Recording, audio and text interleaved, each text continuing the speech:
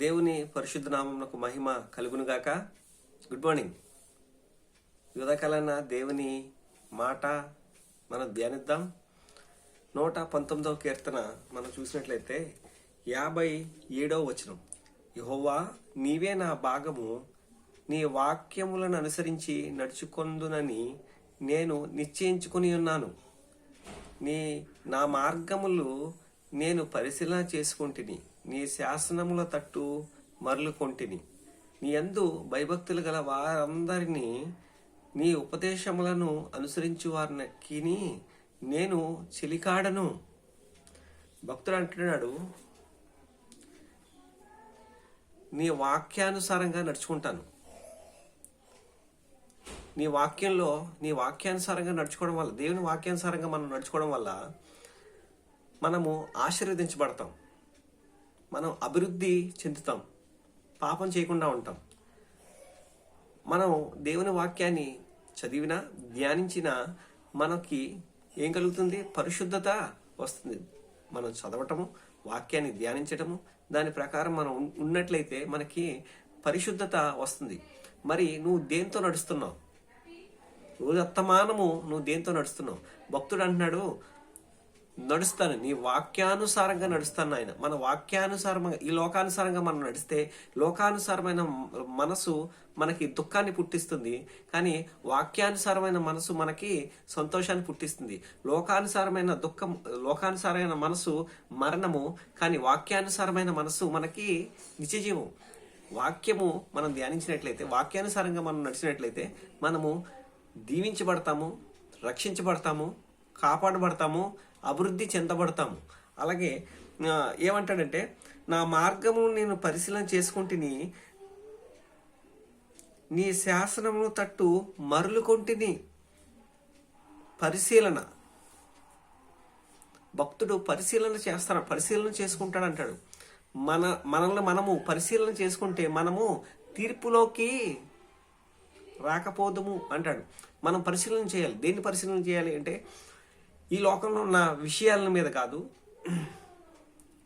తెలియని విషయాలను తెలుసుకోవడంలో మనం పరిశీలన చేయడం కాదు, కానీ దేవుని వాక్యాన్ని తెలుసుకోవడానికి పరిశీలన చేయాలి. మనం దేవుని వాక్యం ఏంటి మనము పరిశీలన చేస్తే, మనం వెతికితే దేవుడు మనకు దొరుకుతాడు. దేవుడు అంటే దేవటం, అంటే మనం వెతికితే ఆయన దొరుకుతాడు. పరిశీలన చేసుకోవాలి. మన బిహేవియర్ ఎలా ఉంది, మన దేవుని దృష్టిలో మనం ఏ విధంగా నడుస్తున్నాం, మనము పరిశీలన చేసుకోవాలి. ప్రతి దాన్ని మనం పరిశీలన చేసుకుంటేనే మనం ముందుకు వెళ్ళగలుగుతాం. చూసారా, మనలో ఏవైనా పనికిరాని తీగలు ఉన్నాయా, పనికి మాలిన విషయాలు మనలో పేరుకుని పోయాయా? అంటాడు కదా, తీగ ద్రాక్షావళిలో ఉంటేనే అది ఫలిస్తుంది. అంటే నువ్వు ద్రాక్షావళి నేను, తీగలు మీరు అన్నాడు. మనం ఆయనలో ఉంటేనే అభివృద్ధి, ఆశీర్వాదం, సమృద్ధి, నిత్యజీవం, ఇవన్నీ కూడా మనం ఆయనలో ఉంటేనే. అందుకని మనం పరిశీలన చేసుకోవాలి. నేను దేవునిలో ఉన్నానా, ఆయన మార్గంలో నడుస్తున్నానా? మనం పరిశీలన చేసుకుంటూ ఉండాలి. మీరు నాలో ఉంటేనే కానీ మీరు ఫలించరు అని చెప్పి వాక్యం చెప్తుంది. కనుక మనం పరిశీలన చేసుకోవాలి. మనమే పరిశీలన చేసుకొని మనలో ఉన్న పాపాలని మనం విడిచిపెట్టాలి. మనలో ఉన్న తప్పులు మనం గ్రహించి వాటిని ఛేదించాలి, తీసివేసుకోవాలి. అందుకనే నేను పరిశుద్ధుడిని కనుక మీరును పరిశుద్ధులై ఉండుడి అంటాడు. ఇంకో మాట ఏమంటాడంటే, మిమ్మల్ని మీరే పరిశుద్ధపరచుకోండి. అంటే పనికి రాని అడ్డంగా ఉన్న దేవునికి, నీకు అడ్డంగా ఉన్న పాపాన్ని తొలగించుకొని నేను ఎలా ఉన్నాను, దేవుని దృష్టిలో నేను ఎలా ఉన్నానని చెప్పి పరిశీలన చేసుకోవాలి. ఇంకో వాక్యం ఏమంటాడంటే 63, నీ యందు భయభక్తులు గల వారికి, నీ ఉపదేశములను అనుసరించి వారికి నేను చెలికాడను.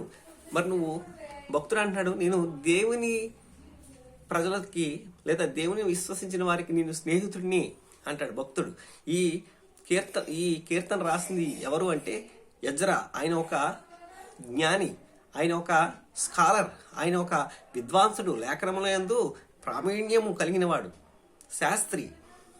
ఆయన ఏం చెప్తున్నాడంటే, స్నేహం గురించి చెప్తున్నాడు. ఏమంటాడంటే, నేను ఎవరికి స్నేహితుడిని అంటే, నీ వాక్యాన్ని అనుసరించే వారికి, నీ వాక్యానుసారంగా నడిచే వారికి అలాగే ఎవరైతే తామును పరిశీలించుకుని మంచి మార్గంలో తాముని నడిపించుకుంటారో వారికి నేను స్నేహితుడిని అంటాడు.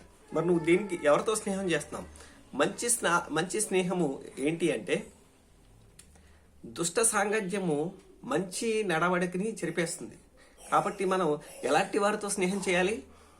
చక్కని దేవుని బిడ్డలతో, అనగా వాక్యానుసారంగా నడిచేవారితో, మనము వాక్యాన్ని వినేవారితో, వాక్యానుసారంగా నడిచేవారితో మనము స్నేహం చేయాలి. తద్వారా మనము ఆత్మీయంగా అభివృద్ధి పొందుతాము, దేవుని మహాకృపకు పాత్రలు అవుతాం. మన లోకానుసారమైన స్నేహం మనకి వ్యధను పుట్టిస్తుంది.